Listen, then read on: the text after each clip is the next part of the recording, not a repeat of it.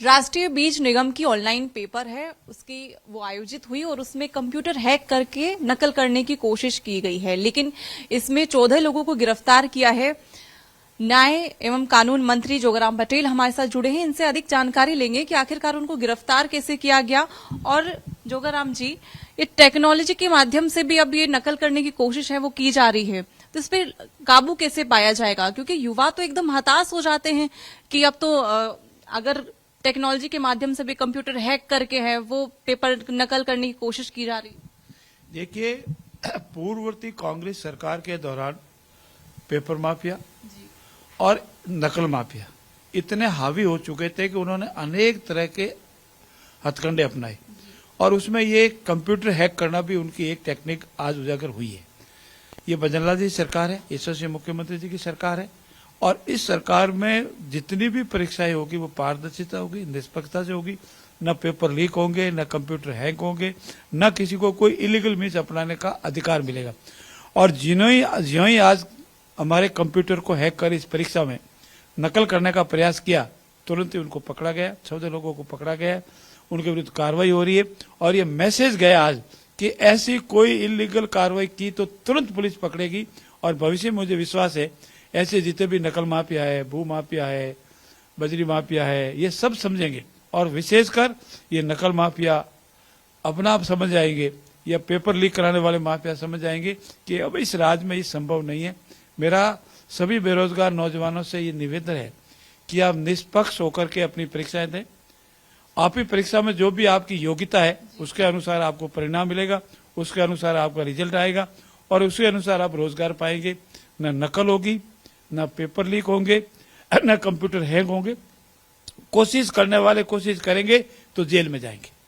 जोगाराम जी, पहले भी जैसे कांग्रेस सत्ता में भी काफी पेपर लीक हुए हैं, उनके आरोपी हैं, अभी तक फरार हैं, उनकी गिरफ्तारी, आप तो कानून न्याय मंत्री हैं और अभी जैसे आप जयपुर में देखेंगे तो हजारों जो ऐसे युवा हैं जो मेहनत कर रहे हैं लेकिन लास्ट में पेपर लीक हो जाता है, उनको तो हताशा हाथ लगती है। गांव से आते हैं, मेहनत करते हैं, पढ़ाई करते हैं, आखिर में पेपर लीक हो जाता है। तो भाजपा और आप एक मंत्री के तौर पर उनको आप विश्वास दिलाते हैं कि आने वाले समय में ऐसा नहीं होगा?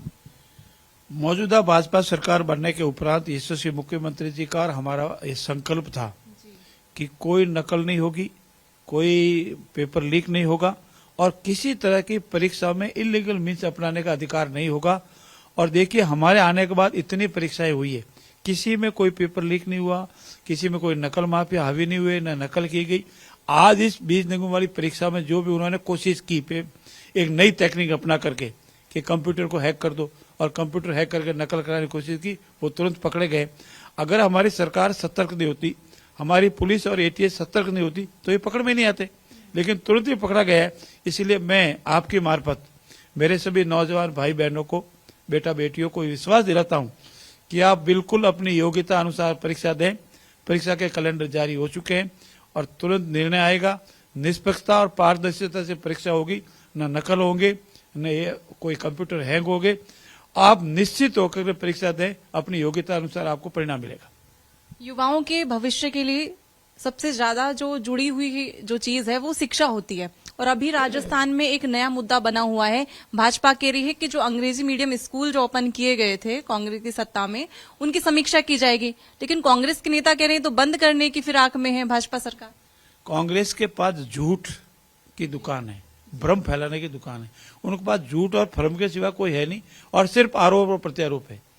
अगर हमारे पास अनेक शिकायतें आती है, अभिभावक शिकायत करते हैं, टीचर शिकायत करते हैं और उसकी समीक्षा की जाती है, तो स्कूल बंद कैसे हो गई? मैं आपके मार्फत ये निवेदन करना चाहता हूं कि किसी भी विद्यालय को खोलने से पहले उसकी आधारभूत संरचना होती है। अगर हमको अंग्रेजी विषय का विद्यालय खोलना है तो प्रारंभ से बच्चों को पढ़ाते हैं, इंग्लिश मीडियम के स्कूल लगाते हैं, उसका वातावरण तैयार करते हैं और फिर धीरे धीरे जाकर वो इंग्लिश। एक हिंदी मीडियम की चलाती स्कूल को सिर्फ इंग्लिश मीडियम का बोर्ड लगाने से वो इंग्लिश मीडियम की स्कूल नहीं हो जाती है। कांग्रेस ने न तो इंग्लिश मीडियम के टीचर भर्ती किए, न प्राइमरी सेक्शन बच्चों को इंग्लिश पढ़ाया, न वातावरण तैयार किया। मात्र आनंद फानन में लोक लालुपता के तहत या राजनीतिक लाभ लेने के लिए इंग्लिश मीडियम स्कूल का नाम देकर स्कूलों का नामकरण किया।